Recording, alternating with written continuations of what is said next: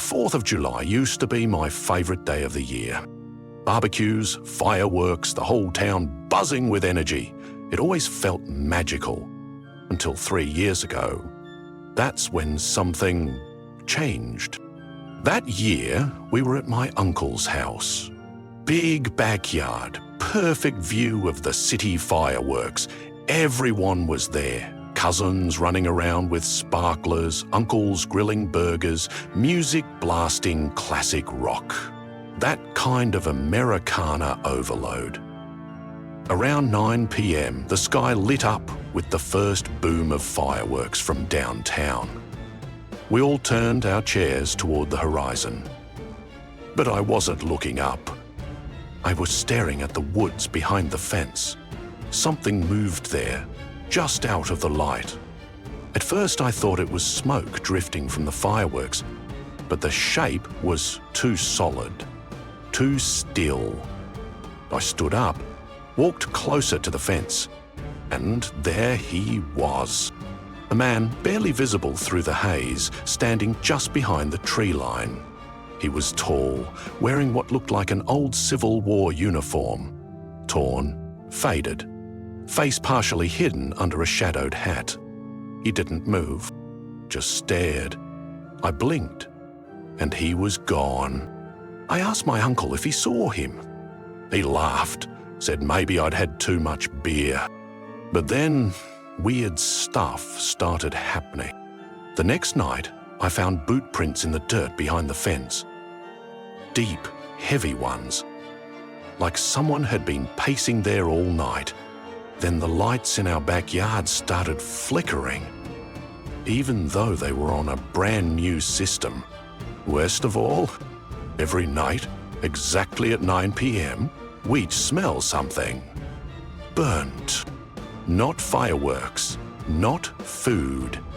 It was like scorched fabric, charred flesh. I did some digging. Local records, old town documents. Turns out, in 1864, Union troops marched through our town during a retreat. One group set up camp near the woods behind our neighbourhood. Straight throat. Confederate raiders ambushed them on the 4th of July. Burned every soldier alive in their tents. The only body they never recovered, Captain Tall, wore a wide-brim hat. Locals say he was cursed to wander those woods, searching for the men he lost, drawn to the celebration, the sound of explosions, the smell of fire. And every year on the 4th, he walks the smoke again. I haven't been to a fireworks show since. Because last year, at exactly 9:00 p.m, I stepped outside just for a second and smelled that same burning stench. When I turned to the woods, he was closer.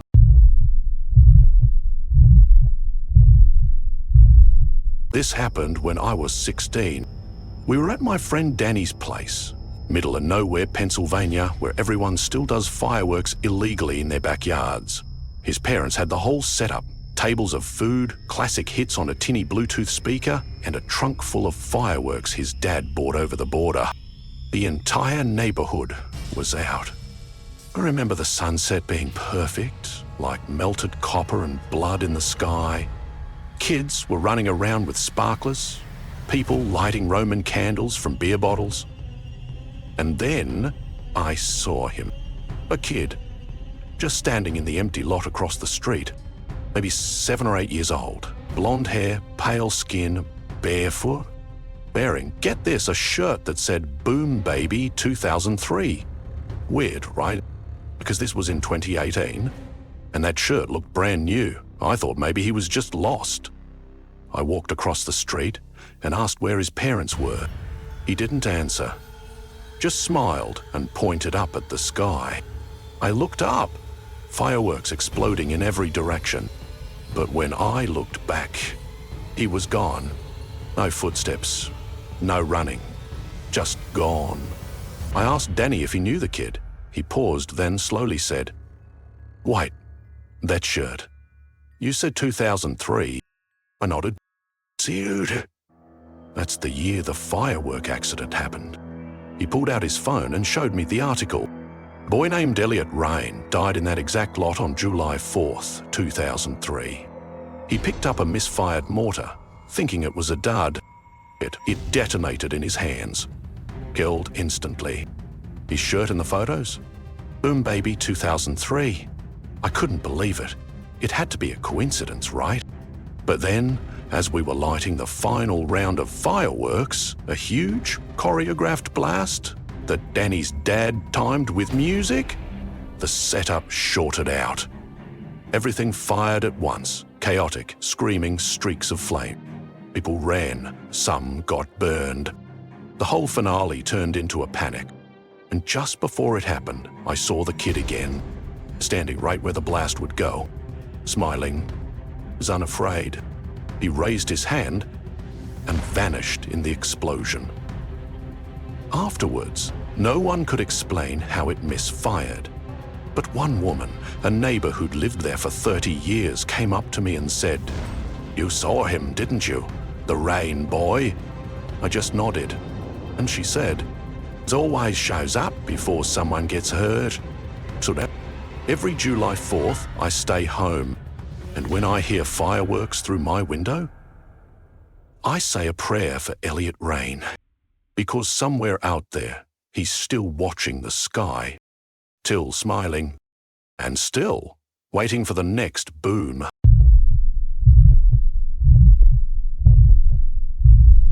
Two summers ago, I visited my grandparents in a small town in rural Indiana. It was classic Americana, white picket fences, town square, and a 4th of July parade that hadn't changed in 50 years. They were proud of that. The morning of the 4th, I woke up around 8 a.m. to the sound of a marching band passing by. I opened the window and sure enough, a parade was already moving through Main Street. Brass blaring, flags waving, people in vintage military uniforms tossing candy to invisible crowd. Thing was, I was staying on old Route 9, not Main Street. And the town parade wasn't scheduled until noon. I grabbed my phone, but it glitched out. Black screen. When I looked back out the window, the parade had passed by, just dust in the distance. I told my grandma what I saw. She got quiet, real quiet. Then she said, "You saw it? Again?" I asked her what she meant. She told me that back in 1947, there had been a fatal crash during the Independence Day parade. A military vehicle in the procession, an old army jeep, veered into the crowd, killing 5 children and 2 soldiers. Since then, some people claim they see a ghost parade in the early morning hours of July 4th. It always runs the wrong route, always before the real parade, always silent unless you're alone. That night, I couldn't sleep. At 3:00 a.m., I went outside to sit on the porch, and I heard it again. The band warped up like an old record being played too slow. I looked down the road, and there they were, soldiers in faded, bloodied uniforms, marching stiffly. One was missing half his face, another dragged a trumpet with twisted metal. Behind them, a line of children holding broken flags, candy bags slung at their sides like body bags. And in the very back, a jeep, its wheels screeching even though it wasn't moving. I didn't move. I couldn't. The procession passed. And just before they disappeared into the cornfields, every single one of them turned their heads toward me. At once, I don't remember walking back into the house, but in the morning, I found my shoes outside, soaked in dew and blood. The police said a deer must have been hit nearby. But I know what I saw, and now, every 4th of July, I don't watch the parade anymore, because the one you're not supposed to see, that's the one that always sees you.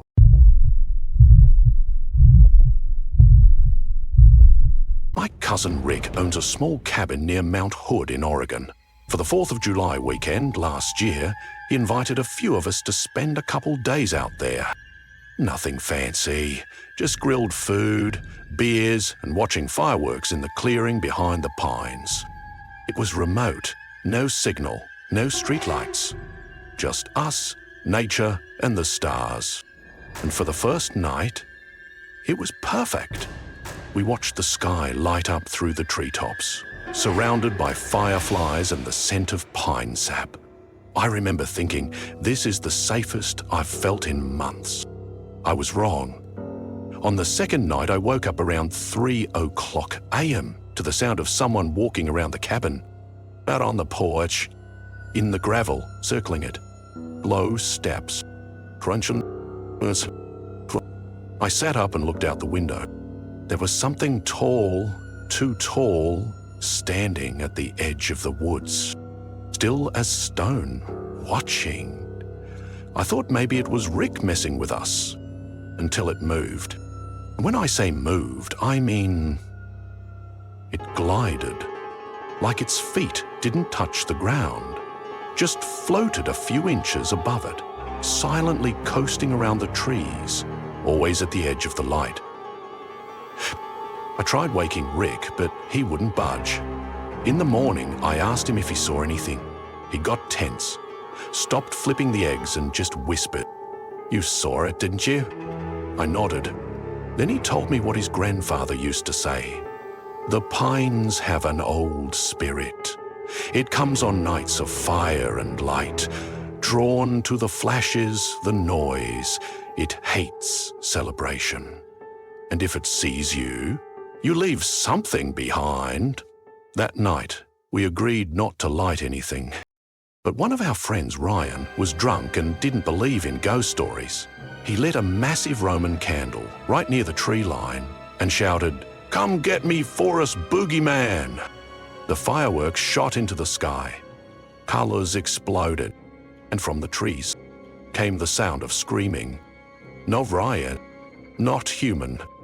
Like dozens of voices shrieking at once from deep underground. We ran inside, slammed the doors, didn't sleep the rest of the night. When the sun rose, we found Ryan's shoes outside the cabin. Still laced, still standing upright, but no Ryan. Never found him. No tracks, no blood. Just the smell of burned earth and scorched pine needles around the firework shell. We left that morning. Rick sold the cabin 2 weeks later. He'll be okay.